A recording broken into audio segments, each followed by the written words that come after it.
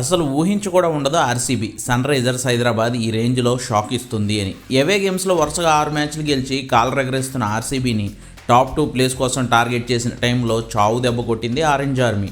ముందు బ్యాటింగ్లో తర్వాత బౌలింగ్లో అనూహ్యంగా దూసుకొచ్చి ఆర్సీబీని ఓ స్థానం కిందకి దింపేయడంతో పాటు నెట్ రన్ రేట్ను కరిగించేసి తీరని అన్యాయమే చేసింది. కీలక మ్యాచుల్లో చోక్ అయ్యే అలవాటున్న ఆర్సీబీకి హిస్టరీలో 4వసారి మెరుగైన అవకాశాలను గండికొట్టి కన్ను లొట్టబోయేలా చేసింది. అసలు ఏం జరిగిందంటే భారీ వర్షాల కారణంగా Bengaluru home ground match RCB Lucknow Ekana స్టేడియంకి మార్చుకుంది. హోమ్ గ్రౌండ్లో అంతంత మాత్రమే అయినా ఏవే మ్యాచెస్లో వరుసగా 6 గెలిచిన ఆర్సీబీ టాస్ గెలిచి ఇప్పటికే ఎలిమినేట్ అయిపోయిన ఎస్ఆర్హెచ్కి ఫస్ట్ బ్యాటింగ్ అప్పగించింది. పిచ్ మీద డ్యూ వాడుకుని గెలిచేద్దాం అనుకున్నాడు స్టాండింగ్ కెప్టెన్ జితేష్ శర్మ. కానీ ఇషాన్ కిషన్ ఎడతగని పోరాటం చేయడంతో ఆర్సీబీ అసలు ఏమాత్రం ఊహించని స్కోర్ పెట్టింది సన్ రైజర్స్.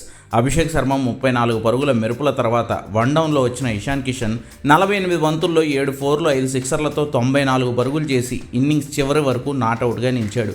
క్లాసెన్, అనికేత్ కూడా తలో చేయి వేయడంతో సన్ రైజర్స్ బోర్డు మీద 231 పరుగుల భారీ స్కోర్ పెట్టింది. సో 232 పరుగుల చేజింగ్ను భయంకరంగా ఆరంభించింది RCB. Virat Kohli, Phil Salt చెలరేగి ఆడడంతో పరుగుల వరద పారించింది. 25 బంతుల్లో 7 4లు 1 సిక్సర్తో 43 పరుగులు చేసిన కోహ్లీని హర్ష్ దూబే అవుట్ చేయడం ఆర్సీబీకి దిమ్మ తిరిగే షాక్. అయినా మళ్లీ కోలుకున్న ఆర్సీబీ ఈసారి సాల్ట్ బాదడంతో మయాంక్తో కలిసి జట్టును ముందుకు నడిపించాడు.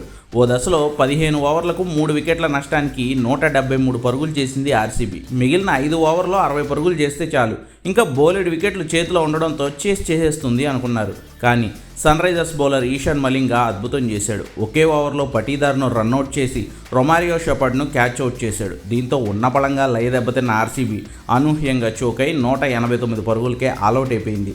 5 బంతుల తేడాతో 3 వికెట్లు. 4 అంటే 4 ఓవర్లలో 7 వికెట్లు కోల్పోయిన ఆర్సీబీ సన్ రైజర్స్పై 42 పరుగుల తేడాతో మ్యాచ్ను ఓడిపోవడంతో పాటు నెట్ రన్ రేట్ను భారీగా కోల్పోయి పాయింట్ల పట్టికలో 2 నుంచి 3వ స్థానానికి పడిపోయింది.